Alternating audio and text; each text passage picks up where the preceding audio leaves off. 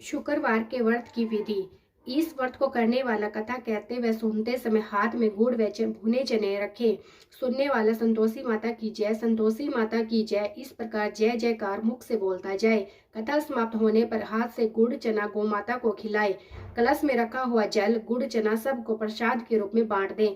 कथा से पहले कलश को जल से भरे, उसके ऊपर गुड़ चने से भरा कटोरा रखें तथा कथा समाप्त होने पर आरती होने के बाद कलश के जल को घर में सब जगहों पर छिड़के और बचा हुआ पानी तुलसा जी में डाल दें। ₹1.25 का गुड़ चना लेकर संतोषी माता का व्रत करें। घी का दीपक जला संतोषी माता की जय जयकार बोल नारियल फोड़े। इस दिन घर में कोई खटाई न खाए और न स्वयं खाए न किसी को खाने दे। इस दिन 8 लड़कों को भोजन कराएं। देवर जेठ घर कुटुंब के लड़के मिलते हों तो दूसरों को नहीं बुलाना चाहिए, अन्यथा दूसरों को बुला ले। उन्हें खटाई की कोई वस्तु न दे और भोजन कराकर यथाशक्ति दक्षिणा दे। शुक्रवार की कथा। एक बुढ़िया थी और उसके 7 पुत्र थे। 7 पुत्रों में से 6 पुत्र कमाने वाले थे और एक निकम्मा था। बुढ़िया माई छहों की रसोई बना देती और उनको भोजन कराती और बाद में जो बचता वो सातवें को दे देती, परंतु वह भोला था, मन में कुछ विचार न करता था। एक दिन वह अपनी पत्नी से बोला, देखो मेरी माता का मुझ पर कितना प्यार है। वह बोली, क्यों नहीं, सबका झूठा बचा हुआ तुमको खिलाती है। वह बोला, ऐसा कभी नहीं हो सकता, मैं जब तक अपनी आंखों से न देख लूं मैं नहीं मानूंगा। उसकी पत्नी बोली, देख लोगे तब तो मानोगे। कुछ दिन बाद एक बड़ा त्योहार आया। घर में 7 प्रकार के भोजन और चूरमा के लड्डू बने। वह देखने के लिए सिर दर्द का बहाना कर पतला कपड़ा सिर पर ओढ़कर रसोई में लेट गया और कपड़े में से सब देखता रहा। उसके 6 भाई भोजन करने आए। उसने देखा कि माँ ने उनके लिए सुंदर सुंदर आसन बिछाए हैं, 7 प्रकार की रसोई परोसी है। वह आग्रह करके उन्हें जिमाती है। वह देखता रहा। सब जब 6 भाई भोजन करके उठे तब झूठी थालियों में से लड्डुओं के टुकड़ों को उठाया, एक लड्डू बनाया, जूठन साफ कर माँ ने उसे पुकारा, उठ बेटा, 6 भाई भोजन कर गए, अब तू ही बाकी है, उठ, न कब खाएगा। वह कहने लगा, माँ मुझे भोजन नहीं करना, मैं परदेश जा रहा हूँ। माता ने कहा, कल जाता हो तो आज ही चला जा। वह बोला, हाँ हाँ आज ही जा रहा हूँ। यह कहकर वह घर से निकल गया। चलते समय उसे पत्नी की याद आई। वह गौशाला में कंडे थाप रही थी और वह उसे जाकर बोला, दोहा, हम जावे परदेश को, आवेंगे कुछ काल, तुम रहियो संतोष से, धर्म अपनो पाल। वह बोली, जाओ पिया आनंद से, हमरो सोच हटाए, राम भरोसे हम रहे, ईश्वर तुम्हें सहाय। देवो निशानी अपनी, देख धरू मैं धीर, सुधी हमरी न बिसारियो, रखियो मन में गंभीर।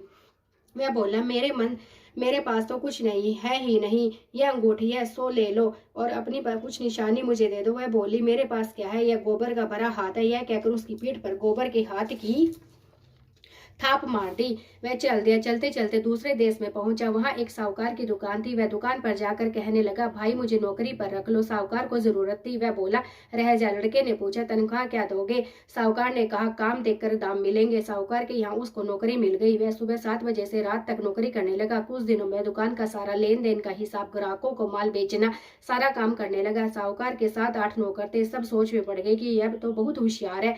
साहूकार ने भी काम देखा और 3 महीने में उसे आधे मुनाफे का साझेदार बना दिया और 12 वर्ष में वह नामी सेठ बन गया और साहूकार सारा कारोबार उसके ऊपर छोड़कर बाहर चला गया। अब बहू पर क्या बीती सुनो। सास ससुर उसे दुख देने लगे। सारी गृहस्थी का काम करा के उसे लकड़ी लेने जंगल भेजते और घर की रोटियों के आटे के भूसे से जो भूसी निकलती उसकी रोटी बनाकर रख दी जाती और फूटे नारियल की नरेली में पानी। इस तरह दिन बीतते रहे। एक दिन वह लकड़ी लेने जा रही थी। रास्ते में उसे बहुत सी स्त्रियां संतोषी माता का व्रत करती दिखाई दी। वह वहां खड़ी हो कथा सुनकर बोली, बहनों, तुम किस देवता का व्रत करती हो और इसके करने से क्या फल मिलता है? इस व्रत के करने से क्या विधि है? यदि तुम अपने इस व्रत का विधान मुझे समझा कर कहोगी तो मैं तुम्हारा बड़ा एहसान मानूंगी। तब उनमें से एक स्त्री बोली, सुनो, यह संतोषी माता का व्रत है। इसके करने से निर्धनता दरिद्रता का नाश होता है, लक्ष्मी आती है, मन की चिंताएं दूर होती है, घर में सुख आने से मन को प्रसन्नता और शांति मिलती है। यह सुनकर बहू चल दी। रास्ते में लकड़ी के बोझ को बेच दिया। उन पैसों से गुड़ चना ले माता के व्रत की तैयारी कर आगे चल दी। सामने मंदिर देख पूछने लगी, यह मंदिर किसका है? लोगों ने बताया, संतोषी माता का मंदिर है। यह सुन माता के मंदिर में जा माता के चरणों में लौटने लगी और विनती करने लगी, माँ मैं निपट मूर्ख हूँ, व्रत के नियम नहीं जानती, मैं बहुत दुखी हूँ। हे माता जगत जननी, मेरा दुख दूर कर, मैं तेरी शरण में हूँ। माता को दया आ गई। एक शुक्रवार बीता ही था कि दूसरे शुक्रवार को उसके पति का पत्र आया और तीसरे हुए उसका भेजा हुआ पैसा भी पहुंचा। यह देख जेठानियां मुंह सिकोड़ने लगी। इतने दिनों में इतना पैसा आया, इसमें क्या बढ़ाई है। लड़के ताना देने लगे। काकी के पास अब पत्र आने लगे, रुपया आने लगा। अब तो काकी की खातिर बढ़ेगी, अब तो काकी बुलाने से भी नहीं बोलेगी। यह बेचारी सरलता से कहती, भैया पत्र आए, रुपया आए तो हम सब के लिए अच्छा ही है। ऐसा कहकर आंखों में आंसू भरकर संतोषी माता के मंदिर में आ मातेश्वरी के चरणों में गिर कर रोने लगी। माँ, मैंने तुमसे पैसा नहीं मांगा, मुझे पैसे से क्या काम है, मुझे तो अपने सुहाग से ही काम है। मैं तो अपने स्वामी के दर्शन और सेवा मांगती हूँ। तब माता ने प्रसन्न होकर कहा, जा बेटी, तेरा स्वामी आएगा। यह सुनकर खुशी से बावली हो घर जाकर काम करने लगी। अब संतोषी माता विचार करने लगी, इस भोली पुत्री से मैंने कह तो दिया है तेरा पति आएगा, पर आएगा कहाँ से। वह तो इसे सौपन में भी नहीं याद करता, उसे याद दिलाने के लिए मुझे जाना पड़ेगा। इस तरह संतोषी माता उसके पति के सौपन में प्रकट हो कहने लगी, साहूकार के बेटे सोता है या जागता है। वो बोला, माता सोता भी नहीं हूँ, जागता भी नहीं हूँ, बीच में ही हूँ। उसे क्या आ गया है।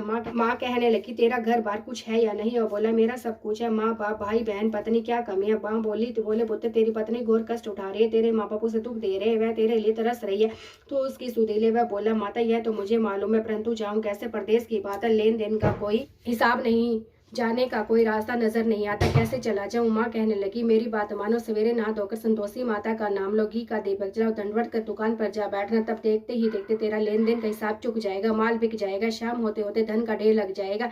तब वह सवेरे बहुत जल्दी उठा, नहा धोकर संतोषी माता को दंडवत कर घी का दीपक जला दुकान पर जा बैठा। थोड़ी देर में क्या देखता है कि देने वाले रुपया लाए, लेने वाले हिसाब लेने लगे। कोठे में भरे सामानों के खरीदार नगद दाम में सौदा करने लगे। शाम तक धन का ढेर लग गया। माता का यह चमत्कार देख खुश हो मन में माता का नाम लेकर ले जाकर वास्ते गहना व कपड़ा खरीदने लगा। वहाँ के काम से निपट तुरंत करवाना हुआ।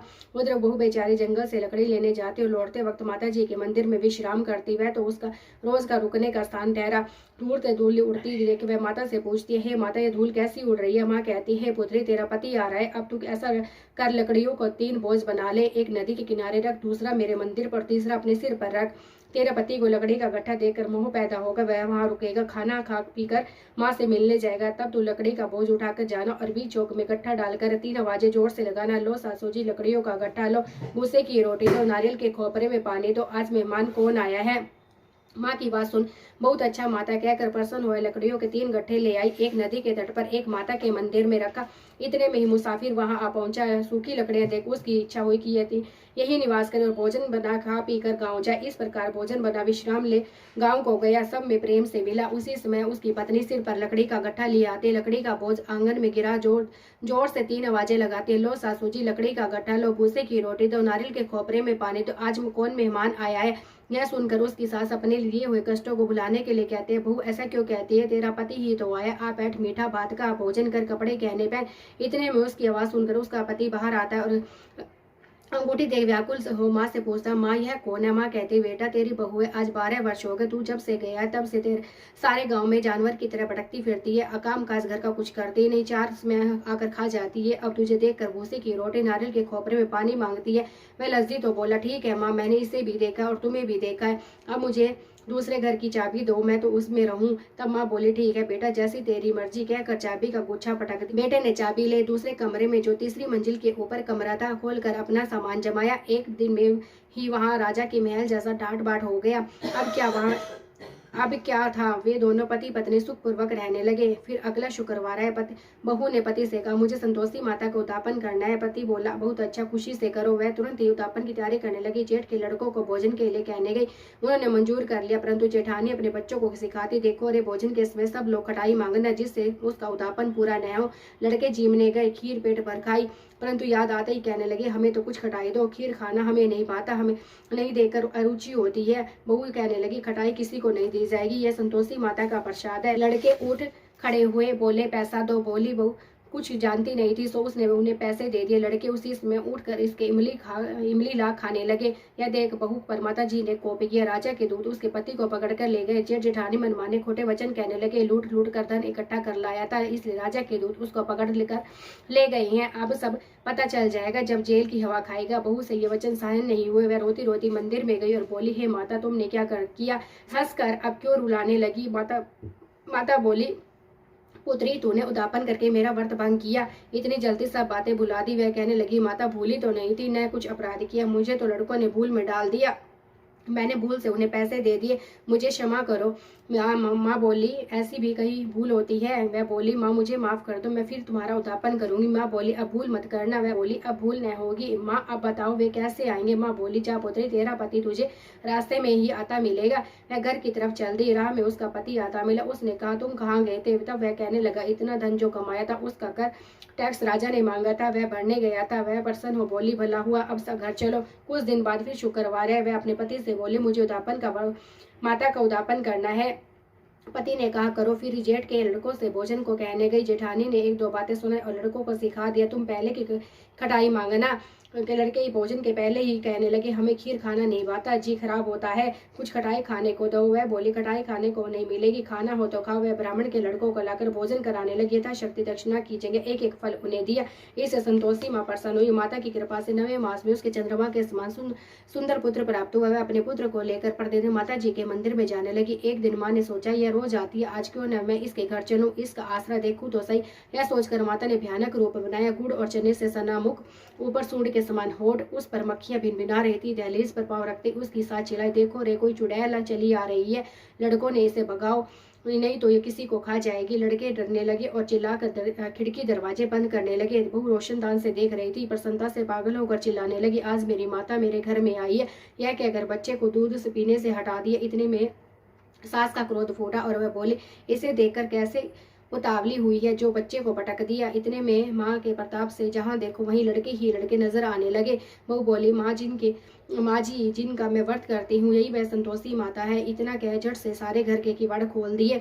सब ने माता के चरण पकड़ लिए और विनती करने लगे हे माता हम मूर्ख हैं, पापी हैं, अज्ञानी है, तुम्हारे व्रत की विधि हम नहीं जानते, तुम्हारा व्रत भंग करने हमने बड़ा अपराध किया। हे माता आप हमारे अपराध को क्षमा करो। कार माता पर सुनी हुई। माता ने बहू को जैसा फल दिया वैसा माता सबको दे, जो पड़े उसका मनोरथ पूर्ण हो। बोलो संतोषी माता की।